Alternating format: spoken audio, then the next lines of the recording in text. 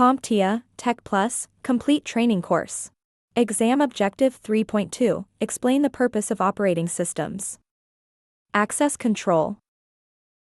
Access control, in the context of an operating system, refers to the process of managing and regulating the permissions and privileges granted to users or processes attempting to interact with system resources. It ensures that only authorized entities can access specific resources, preventing unauthorized access and maintaining the security and integrity of the system.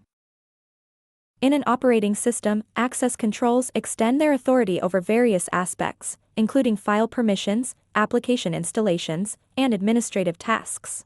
File permissions dictate who can read, write, or execute files and directories, ensuring that sensitive data remains secure and only authorized users can access it. Application installations are controlled to prevent unauthorized software from being installed, reducing the risk of malicious or unapproved programs compromising system stability or security. Administrative tasks, such as user account management, system configurations, and software updates, are restricted to authorized personnel to maintain the overall integrity and stability of the operating system.